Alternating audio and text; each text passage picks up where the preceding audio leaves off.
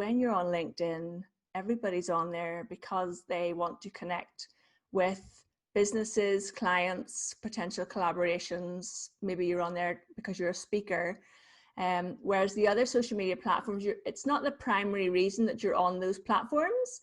So it's much easier, I find, to find good quality clients on LinkedIn. That doesn't mean that you don't meet people on Facebook who may become a client of yours, but they're not necessarily on Facebook because they're looking for support with whatever it is that you do. Whereas on LinkedIn, I say they're in a business frame of mind. The profile is your foundation on LinkedIn, because you could be putting out amazing content, but when someone clicks through to your profile and it's not fully optimized, then you're missing a trick. So there's quite a few key pieces. Number one, make sure you have a recent headshot for your photograph, so that if I met you, I'd recognize you. Not that one from high school 20 years ago then. So yeah, recent headshot, like head and shoulders with just you in the photograph works really well. Looking approachable as well, so that, because we connect visually far quicker than reading any words. So looking approachable in your photograph, then writing your headline. So your headline is, if you didn't write your headline, LinkedIn would pull this as your current role or whatever's top of your list of experiences. So for example, if I didn't write my own headline, it might say Louise Brogan, software engineer, or Louise Brogan, accountant.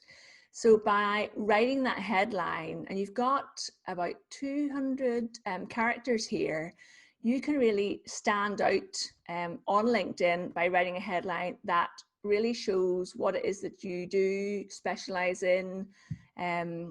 If you work in a particular area or particular industry, put that in your headline.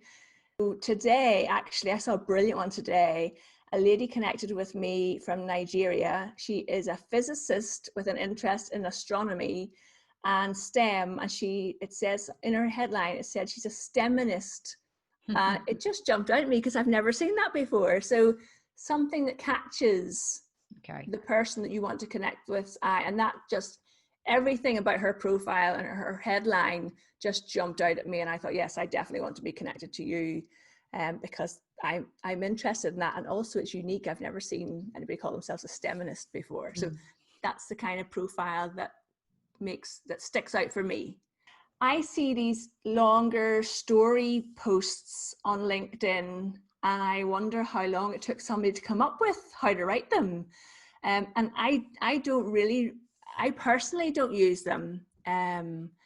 I'm more inclined to use my LinkedIn posts in two ways. One way is to, have you seen this featured section? Here's how you should use it. And so it's like giving value to my audience. And the other one is actually to ask them what they, so at the moment I'm writing a blog post for my own website on the difference between company pages and personal profiles on LinkedIn. And I've asked my audience, what do they think of them? Do they have a company page, and what are their questions about them? And those posts do phenomenally well for me, and also help me to understand where my audience are with the things that they want help on.